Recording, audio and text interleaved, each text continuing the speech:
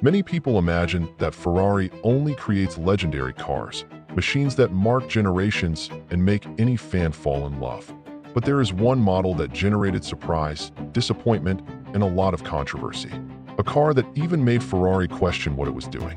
Today we are going to talk about the Ferrari Mondial, one of the most criticized models in the brand's history. And the most curious thing is that it was never meant to be a failure. Ferrari believed it was creating something useful, practical, and different from usual. If you've never heard the full story of the Mondial, get ready, because this car shows that even the most admired brands can make mistakes, and when they do, the results stay marked forever. The Mondial appeared in the early 1980s with a clear idea: create a Ferrari that could be used more easily on a daily basis. A more comfortable car, with more space and 4 seats. The concept looked promising, but from the beginning something didn't feel right. The design was one of the first criticisms. Too many straight lines, strange proportions, a high rear section, and a low front. The car looked heavy and didn't transmit elegance. Many people looked at the Mondial and didn't see beauty or sportiness. It was a style that didn't convince even Ferrari's most loyal fans.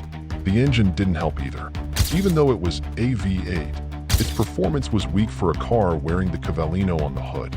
Acceleration was slow, throttle response felt lazy, and the driving sensation didn't transmit excitement. That frustrated those who expected something more direct, more alive, and more intense.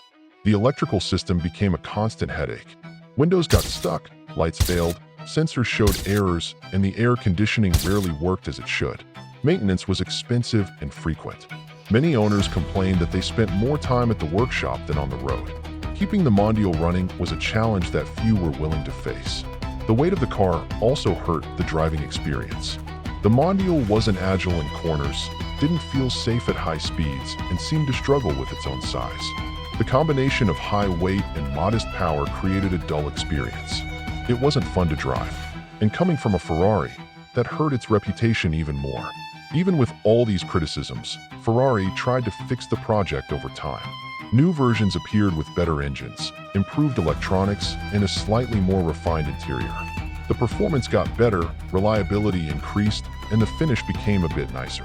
But the image was already damaged, and the changes weren't enough to change public opinion. The interior was spacious for a sports car, but it wasn't luxurious. The rear seats were small and only practical for children. The driving position was good, but the controls were placed in a confusing way. It felt like the Mondial was trying to do too many things and couldn't stand out in any of them. Over time, the Mondial became known as the least desired Ferrari model. Many people avoided buying it. Collectors weren't interested. Its market value always stayed far below the other models of the brand. It ended up becoming a symbol of an idea that didn't work. Even so, the Mondial still has an important role in Ferrari's history. It represents a moment when Ferrari wanted to innovate and expand its lineup. It tried to create something more practical, more comfortable, and more suitable for daily use. The idea was bold, but the execution didn't work. Interestingly, today the Mondial generates curiosity, not for being memorable, but for being strange.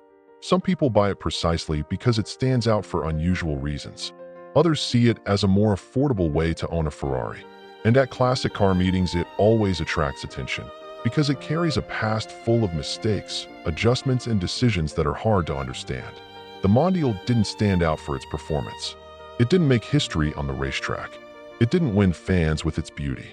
But it left an important lesson. Not all great brands get everything right. Not all projects work. Even Ferrari can fail. Today, when we look at the Mondial, we see a car that tried to be different, more comfortable, more usable, and closer to the routine of an ordinary owner. It tried to be a practical Ferrari, but that attempt ended up creating one of the most controversial chapters of the brand. Even so, it is part of its history. It's proof that Ferrari also had complicated moments, risky decisions, and projects that didn't meet expectations. The Mondial may not be the most loved, but it is still an important piece for understanding Ferrari's path and the risks it took throughout the years.